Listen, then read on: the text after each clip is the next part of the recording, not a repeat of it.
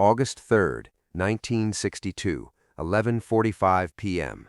Illinois Gordon Jr. was bleeding to death outside Mount Sinai Hospital when Chief of Medicine, Dr. James Richardson, looked at Bumpy Johnson and said the words that would cost 11 doctors their lives. "Animals don't deserve human medicine. Take your kind somewhere else to die." By August 17th, Richardson's entire medical staff was either dead, hospitalized, or fleeing New York in terror. This is the story of 14 days that taught the American medical system that racism has consequences even when you wear a white coat and hold the power of life and death. When Bumpy Johnson finished teaching that lesson, hospitals across the country quietly implemented new policies about equal medical treatment. They never explained why 11 respected doctors had suddenly died from mysterious medical complications in 2 weeks.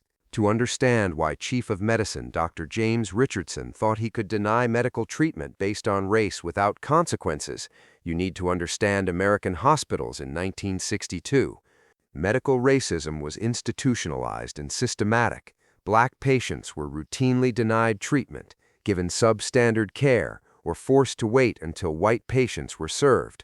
Hospitals maintained segregated wards and medical staff who felt empowered to refuse treatment based on racial prejudice. Dr. Richardson was 48 years old, Chief of Medicine at Mount Sinai Hospital for 12 years, with absolute authority over patient admissions and emergency protocols. He'd built his career on what he called medical standards, which meant denying care to patients he considered unworthy. Richardson came from a wealthy Boston medical family where racial superiority was considered scientific fact. His father had written papers about genetic medical inferiority in black patients, arguing they felt less pain and required different treatment standards. Richardson's emergency room was his domain, where he made life and death decisions based on racial beliefs rather than medical necessity. He'd made it clear that black patients were lower priority and generally weren't worth the same medical investment as white patients. But Richardson had never encountered Illinois Gordon Jr., Bumpy's most trusted associate, or someone like Bumpy Johnson, who viewed medical racism as a personal declaration of war. The incident began at 11:30 p.m. on August 3, 1962, when Bumpy rushed Illinois to Mount Sinai's emergency room, after Illinois took 3 bullets protecting Bumpy from federal assassination. August 3, 1962, 11:45 p.m., Mount Sinai Hospital emergency room. Bumpy carried Illinois through the doors, blood soaking through both their clothes, demanding immediate medical attention. "Help!" Bumpy shouted. "This man needs surgery immediately. He's been shot 3 times and bleeding internally." Emergency nurses looked at the 2 black men and hesitated.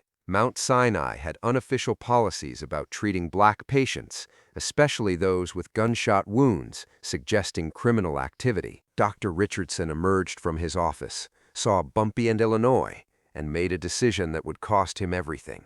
Instead of ordering treatment for a dying patient, he saw an opportunity to demonstrate racial authority. "What happened here?" Richardson asked coldly. "He's been shot," Bumpy replied urgently. "He needs immediate surgery, or he's going to die." Richardson examined Illinois superficially, noting the gunshot wounds, but focusing on their expensive clothes and obvious connection to Harlem's underworld. "This man has been involved in criminal activity," Richardson announced. "These people bring violence into our hospital and expect us to clean up their mess." "Doctor, please," Bumpy said, maintaining composure despite desperation. "This man is dying. He needs treatment immediately." Richardson looked directly at Bumpy with cold arrogance. "Let me explain something. This is a medical facility for civilized people, not a veterinary hospital. Animals don't deserve human medicine. Take your kind somewhere else to die." The emergency room went silent. Everyone understood they were witnessing unprecedented medical racism, a doctor refusing to treat a dying patient based solely on race. "You're a doctor," Bumpy said quietly, dangerously calm. "You took an oath to save lives." Richardson laughed with casual cruelty. "I took an oath to treat human beings, not animals who shoot each other in the streets. Your friend can bleed out in the parking lot." Throughout this humiliation, Illinois was fading. His breathing labored, his life draining away, while a doctor who could save him chose racism over medicine. Bumpy looked directly at Richardson. Dr. Richardson, you just made a decision that's going to cost you everything you value. Are you threatening me? Richardson asked arrogantly. I'll have security remove you. I don't make threats, Bumpy replied with deadly calm. I make promises, and I promise you that when you deny medical treatment based on race, some lessons are taught outside hospitals by people who understand the true value of human life. Richardson called security to escort them out.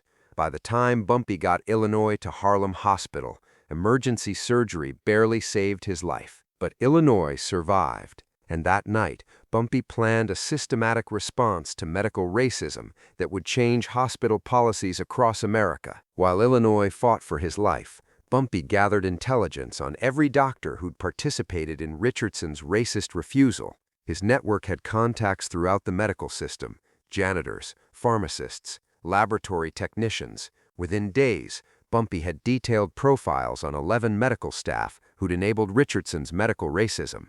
The plan was sophisticated and terrifyingly appropriate. Instead of street violence, Bumpy would eliminate Richardson's staff through medical complications that appeared natural but demonstrated that doctors weren't immune to the same life-and-death decisions they imposed on patients. 11 doctors would die over 14 days from medical conditions that appeared natural but were precisely engineered demonstrations of medical justice. August 6th, Day 3. Dr. Michael Stevens was the first target. Stevens was Richardson's deputy, a cardiologist who'd nodded approvingly when Richardson called black patients animals. Stevens had diabetes and relied on insulin injections. His wife found him unconscious from apparent insulin overdose. He died from hypoglycemic coma. Someone had replaced his insulin with concentrated solution, but no one had access except Stevens himself. August 7th, Day 4. Dr. Patricia Murphy, emergency room supervisor who delayed Illinois' treatment, died from anaphylactic shock when her EpiPen was tampered with to deliver penicillin instead of epinephrine. August 8th, Day 5. Dr. Robert Crawford, surgical resident who'd made racist comments about wasting surgical resources, was found dead from massive heart attack at age 31 with no heart disease history. August 9th, Day 6. Dr. Sarah Wilson, anesthesiologist who'd refused to prepare surgical equipment, died from respiratory failure from accidental anesthetic gas overdose in her office. August 10th, Day 7. Dr. Thomas Martinez died from botulism poisoning at lunch. Dr. David Riley survived with permanent neurological damage. No contaminated food was found. August 11th, Day 8. Dr. Kevin Nash, chief pharmacist who'd refused emergency medications, was found dead from chemical poisoning in the pharmacy. August 12th, Day 9. Dr. Jennifer Adams, trauma nurse who delayed treatment, died from medication error when she administered wrong IV solution to herself. August 13th, Day 10. Dr. William Foster, security director who'd ejected them, suffered fatal stroke at age 35 with no cardiovascular problems. August 14th, Day 11. Dr. Margaret Thompson, hospital administrator who'd supported Richardson's decision, died when her car's brakes failed in the parking garage. August 15th, Day 12. Dr. Charles Henderson, Richardson's closest colleague, died from carbon monoxide poisoning when his heating system was deliberately tampered with. By August 15th, Richardson had lost 11 staff members to incidents that defied probability but couldn't be connected to any individual. The hospital administration was in complete panic, unable to explain the systematic elimination of their medical staff. Richardson understood what was happening and who was responsible, but proving it was impossible when every death appeared natural or accidental. Illinois Gordon Jr. made a full recovery at Harlem Hospital, where he received the medical care that Mount Sinai had denied him based on race. His survival became a symbol of what proper medical ethics could accomplish when doctors focused on saving lives rather than judging patients. Federal health investigators quietly opened files on the Mount Sinai incident, but found no evidence connecting the deaths to any criminal activity. The systematic nature of the deaths remained officially unexplained. On August 16th, Richardson met with the hospital board. He was immediately removed as chief of medicine and transferred to administrative duties with no patient contact. The hospital implemented comprehensive policies requiring equal medical treatment regardless of race. Mount Sinai issued a memo. Medical personnel will provide treatment based solely on medical necessity. Personal opinions regarding race will not influence medical decisions. Word spread throughout the medical community that someone had systematically eliminated hospital staff without evidence. This influenced medical behavior and hospital policies for decades.